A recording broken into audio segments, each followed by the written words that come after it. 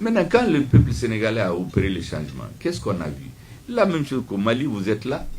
Depuis bientôt 3 ans que le gouvernement de transition est sur pied.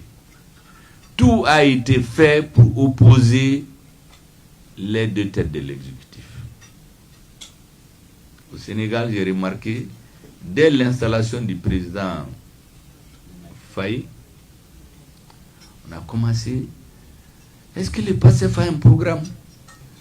Et puis, comme au Mali, des nouveaux amis, des critiques. Or, quand les gens gèrent le pays, le temps de la gestion d'un pays n'est pas celui des meetings électoraux. Ça, c'est dans tous les pays du monde. La justice, le temps de justice n'est pas le temps des hommes. Or, il y a des impatiences qui s'expriment. Donc, la stratégie, je vais vous l'expliquer, c'est la même chose. Historiquement, quand on veut détruire un pouvoir, on crée des problèmes au sommet.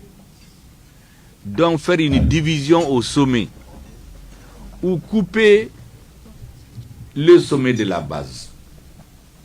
C'est le grand secret.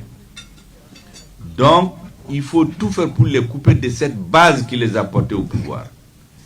Ici aussi, vous savez, au Mali, je ne vous apprends pas, toutes ces floraisons d'organisations qui se sont créées, qui soi-disant soutiennent la transition, dont la finalité, c'est de créer des oppositions au sommet.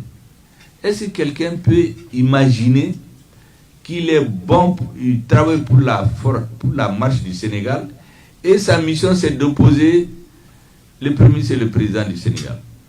Mais on a vu la même situation au Mali. C'est pour cela que je leur ai dit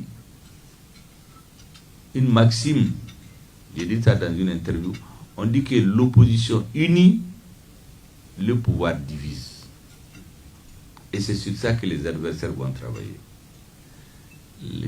L'antidote à cela, c'est de se parler régulièrement. Ne prendre aucune grande décision sans se concerter. S'ils font ça, les adversaires vont parler, ils vont s'étouffer. Et de toutes les façons, ils n'ont pas de choix d'ailleurs.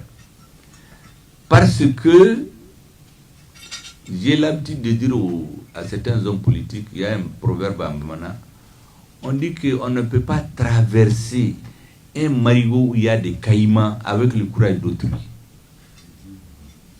On ne peut pas traverser un marigot où il y a des caïmans avec le courage d'autrui. Donc tout ce qui parle autour d'eux, c'est quand tout va bien. S'il y a des problèmes, il y a beaucoup d'amis qui vont disparaître. Donc ils se tiennent la main. Beaucoup regardent le Sénégal. Je voudrais donc souhaiter une santé de fer, une cohésion à toute épreuve, de plier mais ne jamais rompre pour leur couple. Parce que l'avenir du Sénégal, l'espoir des Sénégalais, la confiance des Sénégalais en eux-mêmes pour l'avenir dépendra de la cohésion entre eux deux, de la façon dont ils vont gérer le pays. Comme on dit en Bambara, au début, de se faire des concessions, de discuter sur toutes les questions importantes. Parce que sinon, Dieu nous en garde.